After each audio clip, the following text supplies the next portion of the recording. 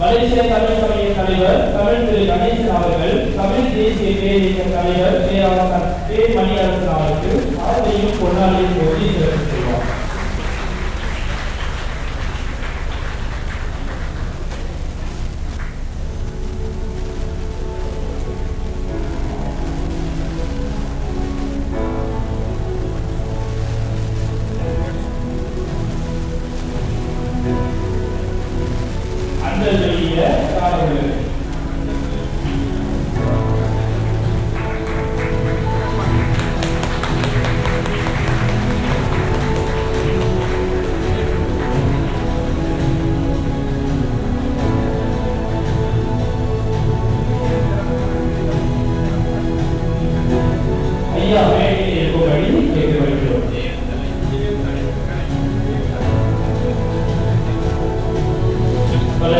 தமிழ் தேசிய பேரியக்க தலைவர் பேராசர் பே மணியரசனார் அவர்கள் பாராட்டு சிறப்புரை பெற்றுள்ளார்.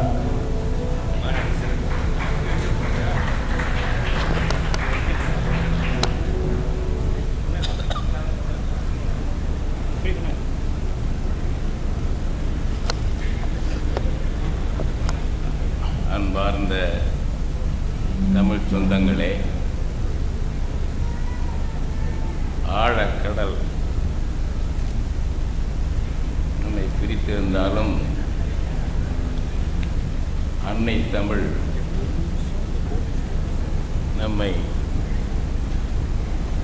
என்றும் இதயத்தோடு இணைத்திருக்கும் என்ற முறையில்தான் மலேசிய தமிழர்கள் நடத்தக்கூடிய இந்த தமிழ்ச்சமய 5ஆம் மாநாட்டில் எனக்கும் வாய்ப்பளித்து நானும் தமிழ்நாட்டிலிருந்து நம்முடைய பெருமிகு ஆதீனம் அவர்களும் தம்பி மன்னர் மன்னன் அவர்களும் தம்பி புகழ் நல்லரசு அவர்களும் இங்கே நிகழ்விலே கலந்து கொண்டு உங்களோடு உறவாட வாய்ப்பு கிடைத்தது.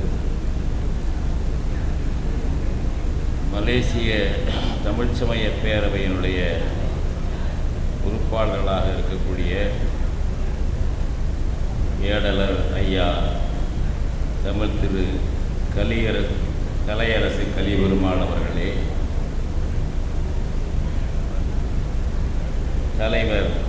அமைப்பின் தலைவர் தமிழ் திரு கணேசன் அவர்களே, தமிழ்ச்சமய பேரவையின் துணைத் தலைவர் ஐயா தமிழ் திரு ஆனந்த தமிழனார் அவர்களே, செயலாளர் ஐயா தமிழ் திரு துரைமுருகனார் அவர்களே, ஒருங்கிணைப்பாளர் அன்பிற்குரிய தம்பி பாலமுருகன் அவர்களே, குழுமியிருக்கும் பெருமக்களே,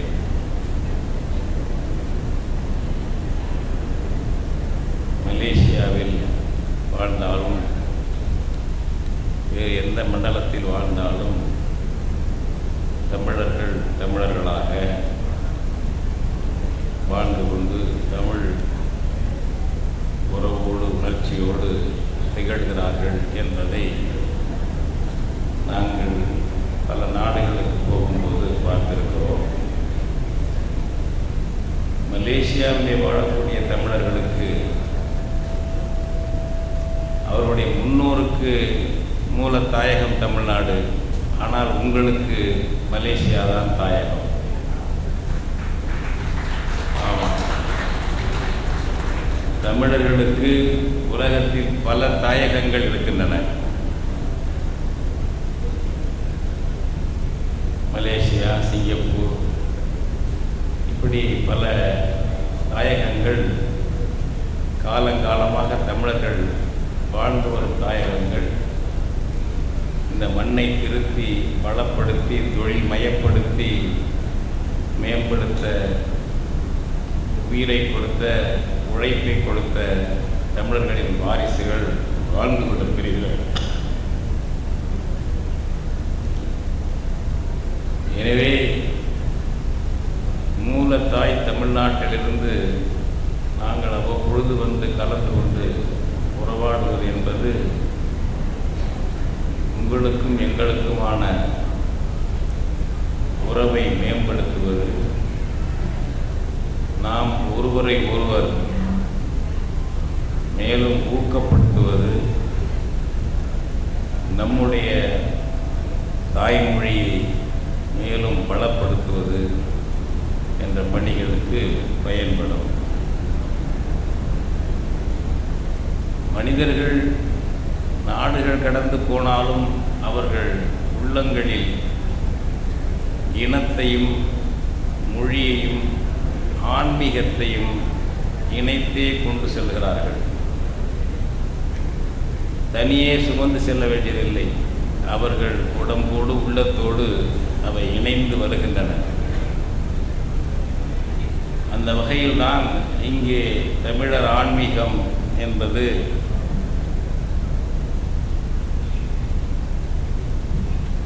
தழைத்து செயல்பட்டு கொண்டிருக்கிறது. அதனுடைய புதிய வளர்ச்சி, புதிய சிக்கல்களுக்கு முகம் கொடுப்பது, புதிய பாய்ச்சலை எட்டுவது என்ற நோக்கத்தில் தான் தமிழ் சமய அமைப்புகள் உருவாகின்றன. இங்கே மிக சிறப்பாக எழுச்சியாக நம்முடைய பேரூர் ஆதீனமையா அவர்கள், சாந்தலிங்க மருதாசல அடிகளார் அவர்கள் இங்கே ஆன்மீக உரையும் வழிகாட்டல் உரையாகவும் ஆற்றினார்கள். இது நம்முடைய மரபு. பேரூர் ஆதீனம் தமிழ் வழிபாட்டை நடத்தி வருவது, தகுதியுள்ள தமிழர்கள் அனைவரும் அர்ச்சகர்களாக இருக்க வேண்டும் என்ற விதிமுறையை கடைபிடித்து வருகின்ற ஒரு நிறுவனம், ஆன்மீக நிறுவனம். அப்படிப்பட்ட ஆதீனங்கள் மிக குறைவு. பெரியவர் குன்றக்குடி அடிகளார் அவர்களை பற்றி சொன்னார்கள் ஐயா அவர்கள். அவர் ஒரு ஆன்மீக புரட்சியை உருவாக்கினார். அதன் பிறகு பேரூர் ஆதீனம்தான் அந்த திசையில் எங்களை போன்றவர்கள் தமிழர் ஆன்மீகம், தமிழர் வழிபாடு, தமிழர்கள் அர்ச்சகர்களாக வேண்டும் என்ற நிலையிலே போராடி கொண்டிருப்பவர்களுக்கு நம்பிக்கையாக இருப்பது பேரூர் ஆதீனம்தான்.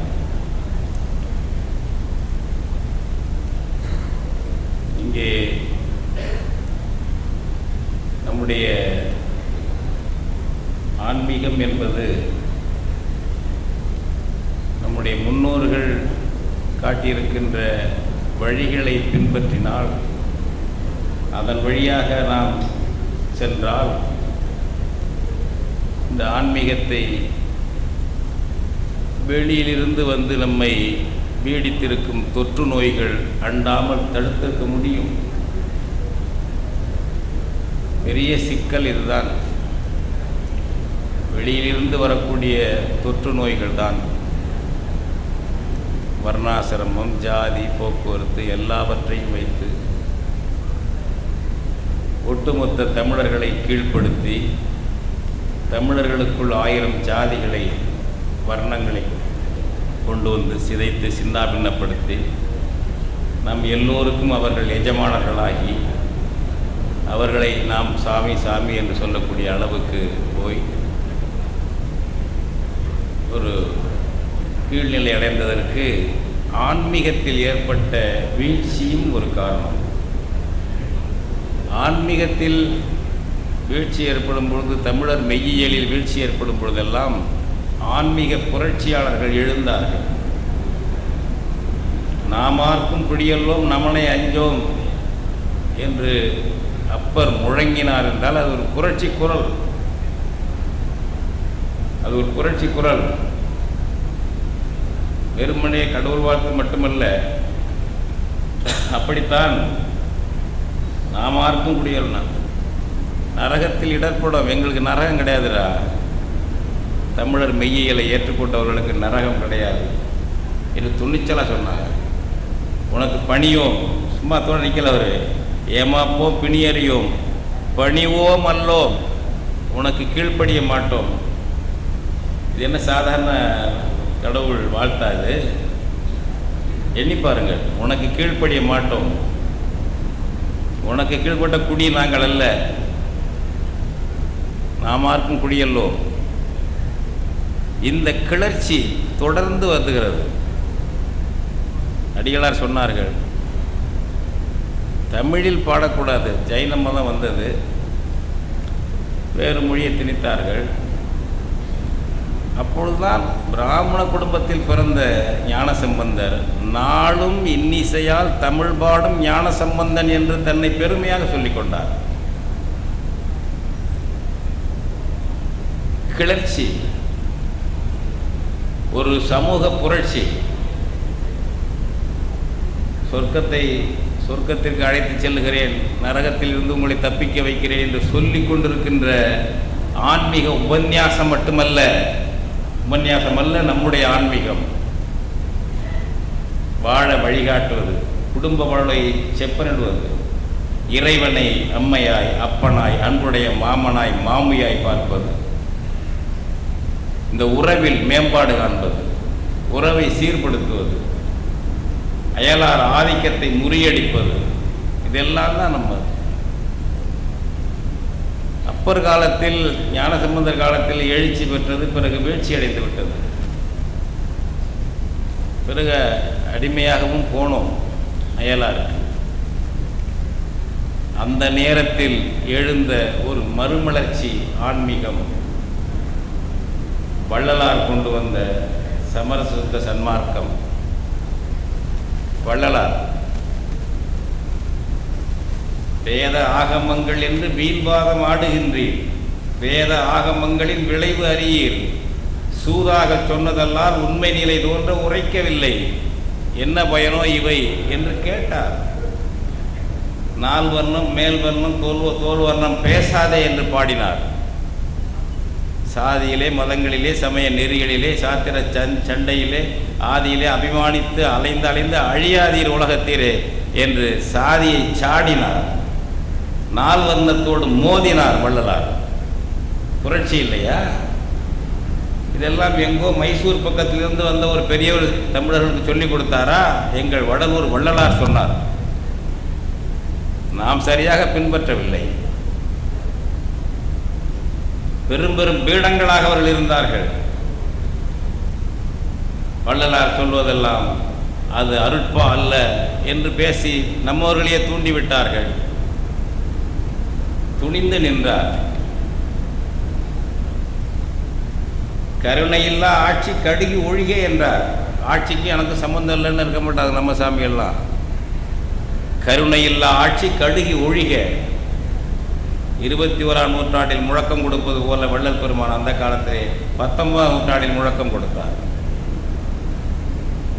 அது மட்டுமல்ல, வாழ்வியல் முழுக்க சொன்னார். உடல் நலம் எப்படி பேண வேண்டும், ஆணும் பெண்ணும் எப்படி இல்லறம் நடத்த வேண்டும், தாம்பத்திய உறவு எப்படி நடத்த வேண்டும், குழந்தைகள் பற்றி எப்படி வளர்க்க வேண்டும், எல்லாம் எழுதினார் வள்ளல் பெருமான். துறந்து விட்ட ஒரு துறவி எங்கேயோ போனவர் அவரு. தமிழர் வாழ்வியலை சொன்னவர். என்ன இன்றைக்கு வள்ளல் பெருமானுடைய நண்பர்கள் என்ன செய்கிறார்கள்? அன்னதானம் வழங்குவது, அகவல் பாடுவது, வள்ளலார் பணி முடிந்தது என்று போகிறார்கள். இது கூடாதுங்க. இது நம்முடைய ஆன்மீகம் அல்ல, இது தமிழர் ஆன்மீகம் அல்ல. ஐரோப்பாவிலே எழுந்த ஒரு சீர்திருத்தம், மறுமலர்ச்சி, ரெனாய்சான்ஸ் என்பது தாமதமாக தமிழ்நாட்டில் எழுந்தாலும் இப்படி எழுந்தது. இது வள்ளலாருடைய அடுத்த தொடர்ச்சி தான் மறைமலை அடிகளார். மறைமலை அடிகளார் சோமசுந்தர நாயக்கருடைய சீடர் போன்றவர். சோமசுந்தர நாயக்கர் என்பவர் சூளைமேடு தமிழர் தான், வன்னியர் வகுப்பைச் சேர்ந்தவர் என்பார்கள். பெயரை மாற்றிக்கொண்டார். ரங்கசாமி அவர் பேர். சிவநெறிக்கு வந்த பிறகு பெயரை மாற்றிக்கொண்டார். ஆங்கிலம் தமிழ் ரெண்டிலும் பெரும் புலமை படைத்தவர் சோமசுந்தர நாயக்கர். அவரிடம் கற்றவர் மறைமலை அடிகளார். அதிலிருந்து முன்னேறியவர் மறைமலை அடிகளார். வள்ளலாருடைய சன்மார்க்க சங்கத்தை பொதுநிலை கழகம் என்ற பெயரிலே நடத்தினார் மறைமலடிகளார். பொதுநிலை கழகம் ஆண்டாண்டு மாநாடு நடத்துவார். 1931 பிப்ரவரி 2, 3, 4, 5 நாட்களில் மாநாடு நடத்துகிறார்.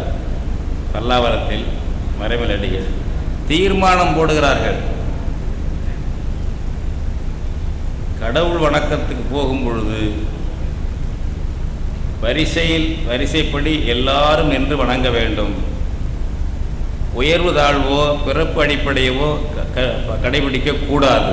எல்லாரும் சமமாக தூய்மையாக சென்று இறைவனை வழிபட வேண்டும். சாதி பார்த்து இந்த ஜாதி அங்கே நின்று என்றெல்லாம் சொல்லக்கூடாது என்று 31 தீர்மானம் போட்டார். அதுபோல அந்த வள்ளலார் அந்த பொதுநிலை கழகத்தில் சாதி கலப்பு திருமணம் செய்து கொள்ள வேண்டும் தீர்மானம். சுந்தரர் கலப்பு திருமணம் செய்து கொண்டவர். பறவை சங்கிலி என்ற 2 பேருமே சுந்தரர் ஜாதி அல்ல, வேறு ஜாதியினர். எனவே அவர்களே கலப்பு திருமணம் செய்திருக்கிறார்கள். நீங்கள் செய்து கொள்ளலாம், தவறில்லை. நம்முடைய ஆன்மீகத்துக்கு தவறு அல்ல. அது கலப்பு திருமணம் செய்து கொள்ளலாம், சாதி மறுப்பு திருமணம் செய்து கொள்ளலாம் என்று மறைமலடிகள் 31 பிப்ரவரி மாதம் தீர்மானம் போடுகிறார். இதையெல்லாம் எடுத்தோமா, பேசினோமா? யாரோ ஒருத்தர் வந்து புதுசாக சொல்லி கொடுத்தா சொல்லிக்கிட்டு இருக்கோம், குடுகுடுப்பு ஓட்டிக்கிட்டு இருக்கோம், பகுத்தறிவு குடுகுடுப்பை ஆட்டிக்கொண்டிருக்கிறோம். நாம் ஏன் இதை சொல்லவில்லை, இதை எடுக்கவில்லை? நம் முன்னோர்கள் சொல்லாததா? யார் எதை சொன்னாலும் உடனே நம்பி விடாதே. அது உண்மையா சரியா தவறா என்று உன் மூளையை கொண்டு ஆராய்ச்சி செய்து அப்புறம் அதை நம்பு, ஏற்றுக்க என்று சொன்னவன் 2000 ஆண்டுக்கு முன்னாடி திருவள்ளுவர் பெருந்தகை. இதை விட என்னையா வேணும்? எப்பொருள் யார் யார்வாய் கேட்பினும் அப்பொருள் மெய்ப்பொருள் காண்பது அறிவு. நான் சொன்னாலும் சரி, இன்னொருத்தர் சொன்னாலும் சரி, ஓ அறிவை கொண்டு யோசனை பண்ண என்று சொன்னவர் திருவள்ளுவர்.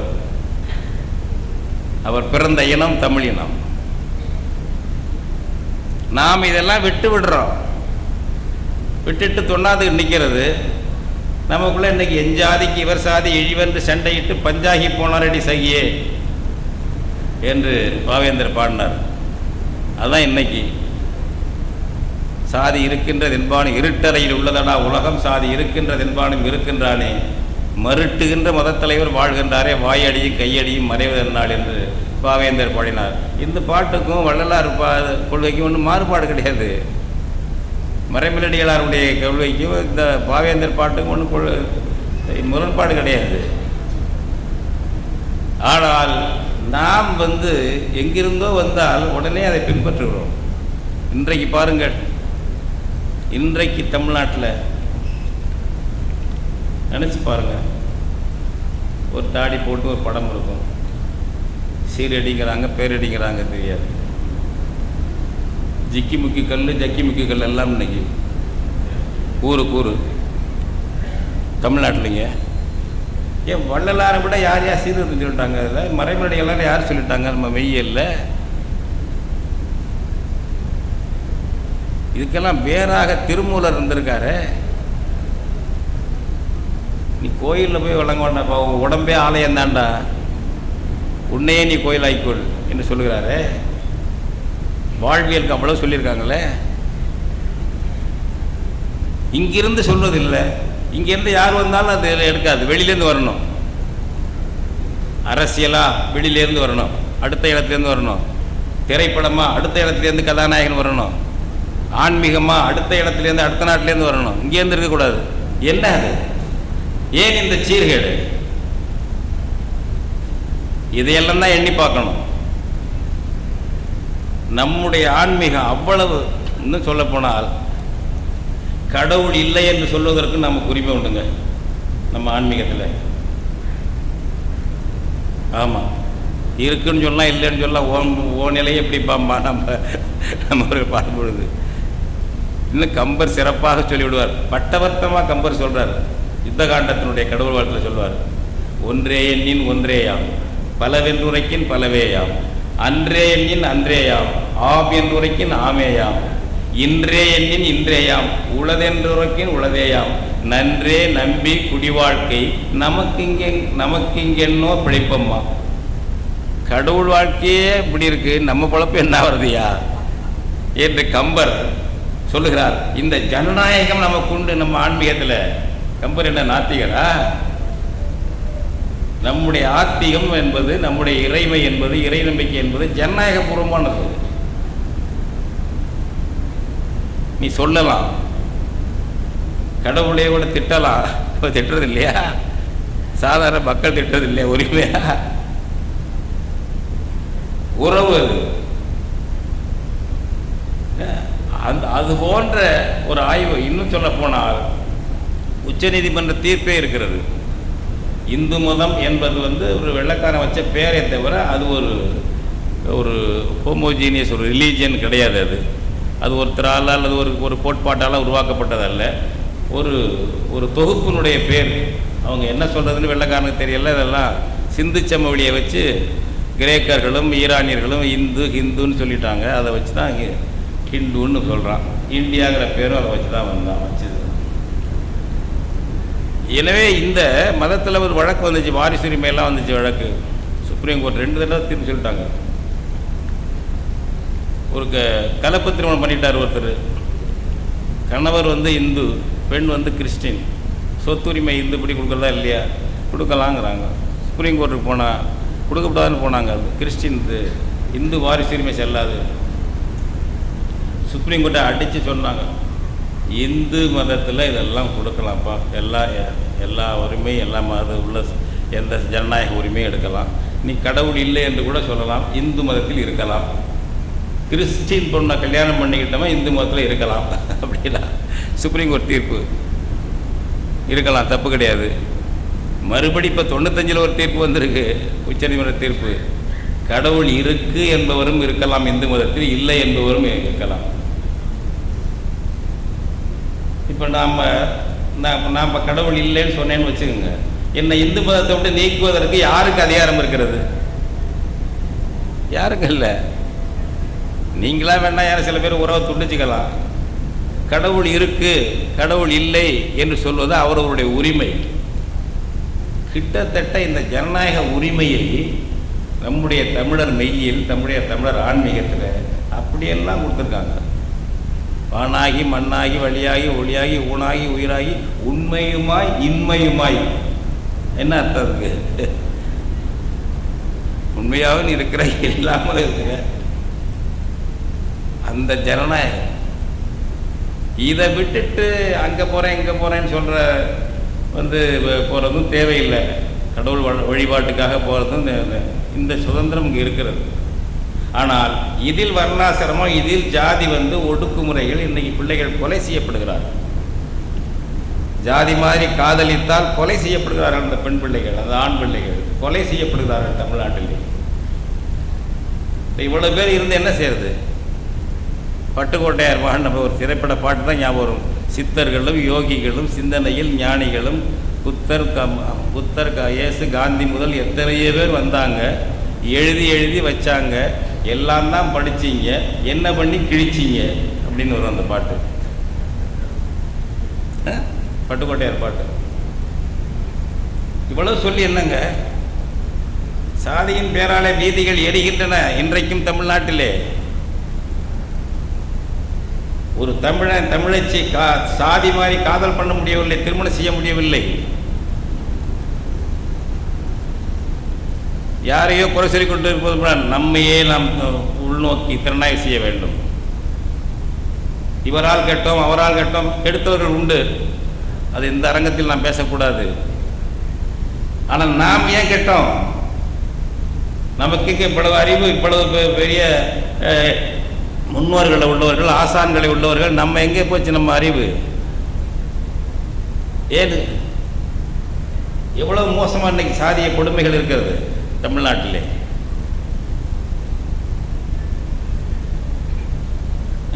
பத்தொன்பதாம் நூற்றாண்டை அவ்வளவு எதிர்க்கிறார் வள்ளலார்.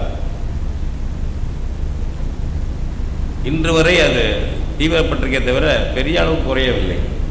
மாற்றங்களே இல்லை என்பதல்ல, மாற்றங்கள் இருக்கிறது, ஏமாற்றங்கள் நிறைய இருக்கின்றன. அதுதான்.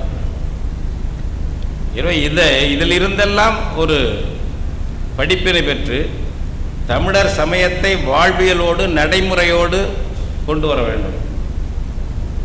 வெறும் வழிபாட்டோடு நிறுத்தக்கூடாது. இப்போ தமிழில் தான் அர்ச்சனை பண்ண முடியாதுங்க. தமிழில் அர்ச்சனை பண்ண முடியாதுங்க தமிழ்நாட்டில். ஐயா சுவாமிகள் சொன்னாங்க, போராடிக்கிட்டு இருக்கோம். ஒரு குடமுழுக்கு, ஆயிரக்கணக்கான குடமுழுக்கு கணக்கு காட்டுகிறார்கள் தமிழ்நாட்டில். ஒரு குடமுழுக்கு தமிழ் நடந்ததா? உயர்நீதிமன்றம் மதுரை கிளை, சென்னை உயர்நீதிமன்றம் 3 தடவை தீர்ப்பு சொல்லிடுச்சு. தமிழ் பாதி சமஸ்கிருதம் பாதியாக நடத்திக்கங்க, தமிழ் அர்ச்சகர் பாதி வைங்க, சமஸ்கிருத அர்ச்சகர் பாதி வைங்க, குடமுழுக்கு மற்றதெல்லாம் செய்யுங்க என்று தீர்ப்பு. யாரும் சட்டம் பண்ணுறது இல்லைங்க, நடக்கிறதே இல்லை. திருச்செந்தூர் முருகன் கோயிலில் போய் நாங்கள் படாத பாடு போடுறோம். சீமான் அவர்களும் நாங்களும் எல்லாரும் படாத பாடு, நாம் தமிழர் கட்சி எல்லாம் முடியாதுன்ட்டாங்க.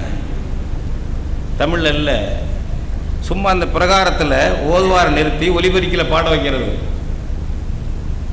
முருகன் கோயில்னா கந்தர அலங்காரத்தை பாட வைக்கிறது, சிவபெருமான் கோயில்னாக்க தேவாரத்தை பாட வைக்கிறது. ஓதுவார்கள் பிரகாரத்திலிருந்து ஒலிபெருக்கில் பாடுவாங்க, வெளியில் அது கேட்கும். தமிழ் அர்ச்சனை பண்ணுறாங்கன்னு நம்ம ஆளுகளை ஏமாத்துறதுக்கு. அங்கே கருவறையில் தமிழ் அர்ச்சனை இல்லை, வேள்விச்சாலையில் தமிழ் அர்ச்சனை இல்லை, தமிழ் முழக்கம் கிடையாது, தமிழ் மந்திரம் கிடையாது. கோபுர கலசத்தில் நீர் ஊற்றும் பொழுது தமிழனும் கிடையாது, தமிழும் கிடையாது. இன்று வரை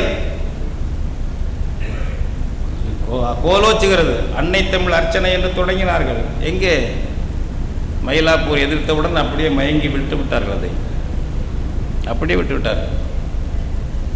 சமஸ்கிருதம் தான் இப்போ. அதுவும் கடந்த காலங்கள்லேயாவது பரவாயில்ல. கலைஞர் ஆட்சியில், ஜெயலலிதா அம்மையார் ஆட்சியிலெல்லாம் என்ன போட்டிருப்பாங்கன்னா, தமிழில் அர்ச்சனை செய்யப்படும். அதுக்கு முதல்ல தமிழிலும் அர்ச்சனை செய்யப்படும்னு போட்டிருந்தாங்க. எல்லாரும் சுட்டி காட்டி 96 அறநிலையத்துறை அமைச்சராக வந்த தமிழ் குடிமகன் திமுக ஆட்சியில் வந்தவர், அவர் தலையிட்டு தமிழில் அர்ச்சனை செய்யப்படும் அந்த உண்மை எடுத்தார். அவர் தான் தமிழிலும் அர்ச்சனை செய்யப்படுங்கிறத தமிழில் அர்ச்சனை. இப்போ இருக்கிற அறநிலையத்துறை அமைச்சர் திரும்ப தமிழிலும்னு சொன்னார். திரும்ப என்ன ஆயிற்று என்றால், நாங்கள் கோயில்களில், எங்கள் நம்ம தமிழ்நாட்டு கோயில்களில் நான் இப்பொழுது தமிழில் அர்ச்சனை பண்ண விரும்பினால் அங்கே ஒரு போர்டு பதாகை இருக்குது, பேனர், அதில் 4-5 நம்பர் கைபேசி எண் இருக்கிறது. அதிலே ஒருத்தருக்கு பேசி, அவர் அர்ச்சகர், அவர் தமிழில் செய்கிறவர், அவர் எங்கே இருக்காரோ தெரியாது, அவர் வந்தால் அவரை அழைச்சிட்டு வந்து நான் பண்ணிக்கலாம் எங்கள் கோயிலில் தமிழ் அர்ச்சனை. கருவறையில் இருப்பவர்கள் தமிழில் அர்ச்சனை செய்ய வேண்டும் என்று இருந்த பழைய நிலையை மாற்றிவிட்டார்கள். பழைய கலைஞர் ஆட்சியிலேயே, ஜெயலலிதா ஆட்சியிலே இருந்தது பாருங்க, தமிழில் கேட்டால் தமிழ் அர்ச்சனை பண்ணணும்னு சட்டம் இருந்தது.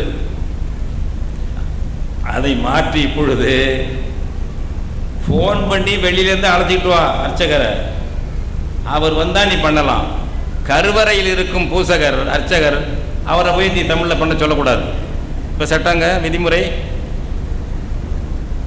இது என்னங்க அது?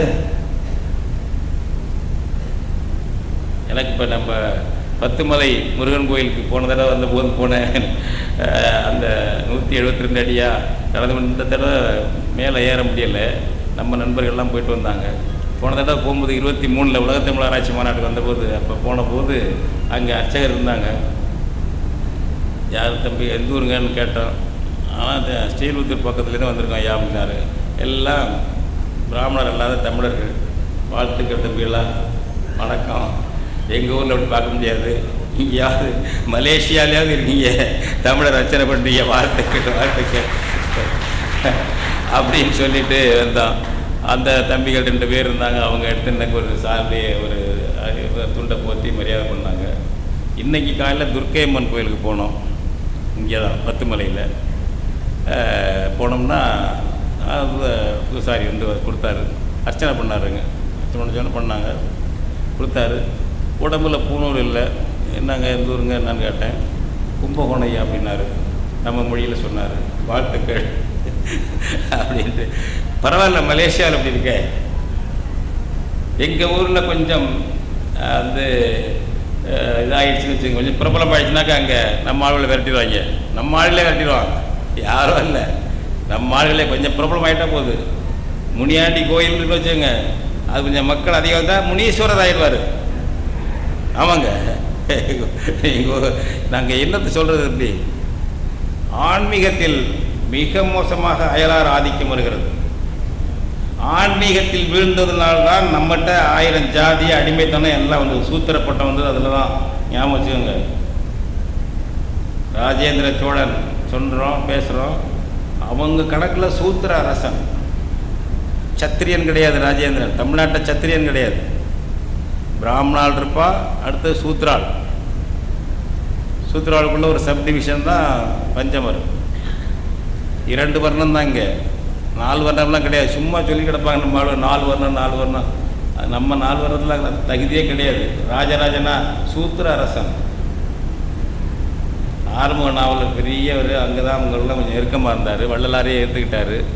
பெரிய தமிழ் பண்டிதர் யாழ்ப்பாணம் ஆறுமுக நாவல். அவர் சொன்னார், சைவ பிள்ளைமார் அவர், ஈழத்தில் பெரிய ஜாதி நம்பர் 1. ஆமாம், சூத்திரர் தான். நாங்கள் சற்சூத்திரர்கள் அப்படின்னாருங்க. எப்படிங்க, அவரே பெரிய விஷயம். எப்படி கண்டிஷன்டு மைண்டுங்கிறான்ல, நூற்றுக்கணக்கான ஆண்டுகளாக வச்சு பழக்கி பழக்கி பழக்கி. நாங்கள்லாம் வண்டி, இப்போ நீங்கள்லாம் வண்டி மாடெல்லாம் பார்த்துருக்க மாட்டீங்க. வண்டியில் பழக்கிறது கஷ்டப்படுவோம். காலக்கண்ணு வீட்டில் பிறந்த காலக்கண்ணை வண்டியில் கட்டி பழக்கிறதுக்கு பழக்கிட்டோம்னா 2 கண்ணுக்குட்டியும் 2 களமாட்டையும் பிடிச்சிட்டு போனோம்னா வலது பக்கம் வைக்க வேண்டிய மாடு தானாக வலது பக்கம் முகத்தடிக்கு போயிடும். இடது பக்கம் போக வேண்டிய மாடு தானாக இடது பக்கம் நுகத்தடிக்கு போயிடும். ஏன்னா அந்த வண்டியில் நுகத்திரியில் வச்சு அதை பழக்கிறதுக்கு கடுமையாக பாடுபட்டோம், ஃபஸ்ட்டு கஷ்டப்படுவோம். பழக்கிட்டோம்னு வச்சுக்கோங்க, அது வலது பக்கம் எந்த மாடு போகணுமோ அது தானாக போயிடும். நுகத்தடி வண்டி நுகத்தடி பிள்ளைகளுக்கு பல பேருக்கு தெரியாது நுகத்தடினா என்னன்னு, போயிடும். இடது பக்கம் தானாக அது போயிடும், அந்த மாடு போயிடும். பழக்கம் அது மாதிரி நாங்கள் சூத்திரர் தான், சற்சூத்திரர். இப்படி அடிமைப்பட்ட கண்டிஷன்டு மைண்டுக்கு போயிடுறோம். அந்த நிலையில் இருக்கிறோம். நீங்கள் மலேசியாவில் இந்த ஒரு செய்கிறீர்கள், இங்கே அந்த மாற்றங்களை கொண்டு வாங்க. எங்கள்கிட்டேருந்து தாய் தமிழகத்திலேருந்து கற்றுக்கிறத விட உங்கள்கிட்டேருந்து நாங்கள் கற்றுக்குறோம். பங்களிப்பு செய்யுங்க. இது மலேசியா பார், மலேசியா பார். 10 மலை முருகன் கோயிலில் தமிழர்கள் அர்ச்சகர்களாக இருக்கிறார்கள். 10 மலை துர்க்கையம்மன் கோயிலில் தமிழர்கள் அர்ச்சகர்களாக இருக்கிறார்கள். லட்சக்கணக்கான பேர் வர்றாங்க. 10 மலை முருகன் லட்சக்கணக்கான பேர் வர்றாங்க. அந்த மாதிரி வந்து இந்த ஆன்மீகத்தில் செய்ய வேண்டிய சீர்திருத்தங்களை செய்யணும். ஆன்மீகத்தையே ஒழிச்சிருவேன் அப்படிங்கிறது சில பேருக்கு அது முடியாது. கடவுளை ஏற்பதும் மறுப்பதும் அவரவர் உரிமை, அதில் மாற்றுக்கிறதே கிடையாது. யார் மீது எதுவும் கடவுளையும் திணிக்க வேண்டாம், கடவுள் மறுப்பையும் திணிக்க வேண்டாம். அது அவரவருடைய உரிமை, அது மனித உரிமை. கடவுள் மறுப்பு என்பது உலகத்தில் மிக மிக குறைவு. அது அறிவியல் பூர்வமானது என்று சொல்லலாம், அறிவியல் பூர்வமாக சொல்லுகிறார்கள் என்று சொல்லலாம், பெரிய விஞ்ஞானிகள் சொல்லலாம். அதே விஞ்ஞானிகள் தான் சந்திரமண்டலத்துக்கு விண்வெளி ஆய்வுக்கு போகிறவங்க போய் திருப்பதி கோயிலில் பூஜை பண்ணிட்டு தான் போகிறாங்க. அது மாதிரி இருக்குது. ஆம்ஸ்ட்ராங் போய் நீல் ஆம்ஸ்ட்ராங் நிலாவில் இறங்கினார். இறங்கின உடனே அவர் பைபிளைத்தான் படித்தார். சந்திரனை தொட்டதின்று மனித சக்தி, சரித்திரத்தை மாற்றியது மனித சக்தி, இந்திரன் தான் விண்ணாட்டின் அரசன் என்ற இலக்கணத்தை திருத்தியது மனித சக்தி என்று பட்டுக்கோட்டையார் பாண்டார். நீல் ஆம்ஸ்ட்ராங் போய் காலடி வைத்து நிலவில் படித்தது பைபிள் தான். மனித உளவியல், அது மனித உளவியல் தேவையாகவும் இருக்கலாம். அதையெல்லாம் நான் உடனே மெக்கானிக்கலாக மாற்றிடுறேன்னு மல்லு கட்டி இருக்கக்கூடாது. விவாதம் பண்ணுங்க. நாங்கள தான் சொல்லுவோம், கடவுள் மறுப்பாளர் கடவுள் ஏற்பாளர் 2 பேரும் நாகரிகமாக விவாதம் பண்ணிக்கோங்க, தர்க்கம் பண்ணுங்கள். ஆனால் ஒன்றை ஒன்று ஒழிப்பேன் என்று மல்லு கட்டாதீங்க. ஒருத்தரை இழிவுபடுத்தாதீங்க. இந்த ஜனநாயகம் இருக்க வேண்டும். எனவே நமக்கு இன்னைக்கு ஆன்மீகத்தில் நம்மை அடிமையாக்கியவர்களால் தான் இன்று வரை நமக்குள் 1000 வர்ணம் ஜாதி பிரச்சனைகள். இன்று வரை நம்மை நாம் அறிய முடியாமல் கிடக்கிறோம். நம் இனத்தை உணர முடியாமல் கிடக்கிறோம். வெவ்வேறு பேர் சூட்டுறாங்க. இன்றைக்கி அங்கெல்லாம் வந்து ஆன்மீகம்தான் அரசியலுடைய தலைமை தத்துவம். ஆன்மீகத்தை வைத்து தமிழர்களை பல பேரை வீழ்த்தியவர்கள் இன்றைக்கும் ஆன்மீகத்தை வைத்து தமிழ்நாட்டை வீழ்த்துவதற்காகத்தான் முயற்சி செய்கிறார்கள். எனவே தமிழர் ஆன்மீகம் எழ வேண்டும். தமிழர் ஆன்மீகம் என்பது வர்ணாசிரமத்துக்கு எதிரானது, மனித பிறப்பால் உயர்வு தாழ்வு கற்பிப்பதற்கு எதிரானது, மனித நேயமானது, மனித சமத்துவமானது, பிறப்போக்கும் எல்லா உயிருக்கும். இதுக்கே பாருங்க, இந்த பிறப்போக்கும் எல்லா உயிருக்கும் சிறப்பு உபா செய்தொழில் வேற்றுமையான்னு சொன்னார்ல திருவள்ளுவர். இந்த உரையாசிரியர்கள் எல்லாம் பெரும்பாலும் பிராமணர்கள். எங்கே நம்ம கோட்டை விடுறோம்னு பார்த்துக்கோங்க. ஏன் நம்ம எழுதக்கூடாத? அவர் என்ன எழுதுறாரு? புரிமேல் அழகர், பரிமேல் அழகர் என்ன எழுதுறாரு? அந்த பிறப்போக்கும் எல்லாம், பிறப்பால் எல்லாரும் சமம், தொழில் வெவ்வேறு தொழில் செய்யறதுனால அதனால சமம் இல்லை என்று அவர் சொல்றார். உண்மை என்ன? பிறப்புக்கும் எல்லா உயிருக்கும் சிறப்பு ஒவ்வா செய்தல். எல்லா உயிருக்கும் பிறப்பு சமம். அதுக்கு வந்து தொழில் அடிப்படையில் வேற்றுமை பார்ப்பது ஒவ்வாது. அதில் ஒரு சிறந்தவர் ஒரு கீழானவர்கள்லாம் ஒவ்வாது. ஒவ்வாது தானங்க சொல்லணும். அதை எப்படி பிரிச்சா அர்த்தம் சொல்கிறாங்க பாருங்க. பிறப்பு ஒன்றா தான் இருக்கும்பா, ஆனால் சிறப்பு ஒவ்வாது. ஆனால் உயர்ந்தோர் தாழ்ந்தோர் என்பதெல்லாம் வந்து பிறப்பால் ஒவ்வாதுன்னு இணைக்கிறான், ஃப்ராடு பண்ணி இணைக்கிறான். அந்த பரிமேலழகர் புரிமேலழகர் எழுதினதை தான் மூவா அப்படியே எழுதுறாரு, கருணாநிதி அப்படியே எழுதுறாரு, இன்னைக்கு வரை எழுதிட்டுறாங்க அப்படியே. பரிமேலழகர் உரையை எவ்வளவு மாற்ற வேண்டும் என்று பாவேந்தர் எழுதினார், முழுசா எழுதலை. பாவேந்தர் பாரதிதாசன் எழுதினார், உரை எழுதினார். நம்ம செயற்கையாக எழுத வேண்டியதில்லை. நம்ம வந்து நம்ம ஐயா வந்து புலவர் குழந்தை அவர்கள் ராமாயணத்துக்கு பதிலாக வேறு ஒன்று ராவணகாவை எழுதினார். அதுபோல் பண்ண வேண்டியதில்லை. அவர் பெரிய புலவர், பெரிய ஆய்வாளர், நல்ல இலக்கிய செம்மல். அவர் ஒரு தலைமை பேச்சை கட்டிட்டு அப்படி எழுதினார். வேறொரு புதுக்காவியம் எழுதலாமே தவிர அதை போய் நம்ம அப்படி மாற்றி எழுதிக்க வேண்டியதில்லை இல்லை. அதுபோல் நம்ம திருவள்ளுவரை போய் பண்ண வேண்டியதில்லை. உள்ளது உள்ளபடி திருவள்ளுவர்கிட்ட குறைபாடுகள் இருக்கிறது. பெண் உரிமை வந்து சமமாக சொல்லவில்லை, இருக்குதா? எங்கள் தாத்தாக்கிட்ட இருக்குப்பா. 95 விழுக்காடு சரியாக எங்களுக்கு வழிகாட்டியிருக்காரு. 5 விழுக்காடு எங்கள் தாத்தா சொன்னதை நான் ஏற்றுக்கலை, திருவள்ளுவர் சொன்னாலும் ஏற்றுக்கலப்பா. சொன்னால் என்ன தப்பு இல்லையே? அவன் தானே உனக்கு துணிச்சல் கொடுத்துருக்கான். எப்பொருள் யார் யார் வாய் கேட்பேனும் அப்பொருள் மெய்ப்பொருள் காண்பது அறிவுன்னு உனக்கு சொல்லிட்டான்ல. ஆனால் அவனாவில் அதன் போல் அதை பார்த்துக்க வேண்டியதானே. அந்த மாதிரி இந்த இப்போ நீங்கள் ஒவ்வொன்றுக்கும் ஒரு உரையாசிரியர் எழுதுறது. உரை நம்ம எழுதுறது இல்லை, எல்லாம் அவள் எழுதுவது. அங்கேருந்து கொண்டாந்து கரெக்ஷன் பண்ணிட வேண்டியது. வேதத்தோட நால்வர்ணத்தோட இதிகாசத்தோட கரெக்ஷன் பண்ண வேண்டியது நம்ம கதையெல்லாம். இந்த மாதிரி சீரழிவுகளிலிருந்து விடுபட வேண்டும். அதை விடுபடுவதற்கு தான் ஒரு இந்த தமிழர் சமயத்தில் ஒரு எழுச்சி மாற்றம் வரணும். தமிழர் சமயம், இப்போ தமிழ் சமயம்னு சொல்லியிருக்காங்க. இதை நம்ம முன்னோர்கள் முயற்சி பண்ணியிருக்காங்க. வைணவம், அதாவது மாலியம், சிவனியம் எல்லாம் மற்ற மாரியம்மன் வணக்கம் எல்லாம் ஒன்றா சேர்ந்து தமிழர் சமயம் என்று பேர் வைக்கலாம் என்பதை மறைமலை அடிகள் சொன்னார். காசு பிள்ளை நூல் எழுதியிருக்கிறார். 1940ஆம் ஆண்டு அந்த நூல் வெளியாகிருக்கு. கா சுப்பிரமணிய பிள்ளை எம்ஏ எம்எல் பிள்ளை என்றும் அவரை சொல்வார்கள். பேராசிரியராக இருந்தவர், சட்டத்துக்கும் பேராசிரியராக இருந்தவர், சட்டத்துறைக்கும். சிறப்பாக அவர் எழுதியிருக்கார். தமிழர் சமயம் என்று எழுதியிருக்காரு. நீங்கள் வந்து எல்லாரும் இதை உள்ளடக்கிடுங்க.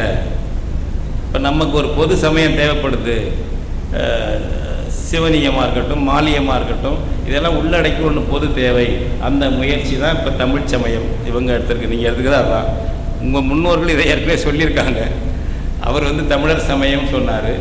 இப்போ இந்த பேரோ வேறொரு பேரோ ஒரு பொது பெயர் தேவை நம்ம சமயத்துக்கு. நம்முடைய சிவனியம், நம்முடைய மாலியம், வள்ளலாரியம் எல்லாத்துக்கும் சேர்த்து நமக்கு வந்து ஒரு பொது பேர் ஒன்று இருந்தால் நல்லது. அப்படி இல்லை என்றாலும் உளவியலில் பொது பேராக வச்சுக்கிட்டு நம்ம இருப்போம். அதெல்லாம் தமிழர் சமயங்கள் என்ற வகையில் நாம் ஒன்றாக இருக்க வேண்டும். நமக்குள் ஒருவருக்கு ஒருவர் காழ்ப்புணர்ச்சியோ கசப்புணர்ச்சியோ வேண்டிய அவசியம் இல்லை. அப்படி ஒரு சமயம் என்பது மதம் என்பது இல்லாமல் போய்விடவில்லை, இருக்கிறது. இருக்கும் பொழுது நமக்கு என்ன முன்னோர்கள் வழிகாட்டியிருக்காங்க, அதிலேருந்து இன்றைக்கி எதை எடுத்துக்கலாம் என்ற வகையில் நாம் எடுத்துக்கொண்டு சரி செய்ய வேண்டும். அந்த முயற்சியில் தான் இங்கே மலேசியாவில் தொடர்ந்து நம்முடைய ஐயா கலையரசு போன்றவர்களும் நம்முடைய ஆனந்த தமிழன் மற்ற நண்பர்கள் சான்றோர்கள் எல்லாம் இந்த தமிழ் சமய பேரவையை நடத்தி வருகிறார்கள். இதில் நீங்கள் சமய நம்பிக்கை உள்ளவங்களும் இருக்கலாம், நம்பிக்கை இல்லாதவங்களும் இருக்கலாம். இது ஒரு ஒழுக்கம், இது ஒரு சமூக நெறி, ஒரு இன காப்பு, தமிழின காப்பு என்பதை மறந்து விடாதீர்கள். அந்த வகையில் இந்த சிந்தனைகளை செய்யுங்கள். ஒரு சிறப்பாக இந்த 5ஆம் மாநாட்டை நடத்தியிருக்கின்ற அந்த பெருமக்களுக்கு நான் சார்ந்திருக்கும் தமிழ் தேசிய பேரியக்கத்தின் சார்பிலும் நம்முடைய தெய்வத்தமிழ் பேரவை சார்பிலும் வாழ்த்துக்களை, பாராட்டுக்களை தெரிவித்துக் கொள்கிறேன். செவிமடுத்த உங்கள் அனைவருக்கும் நன்றி, வணக்கம்.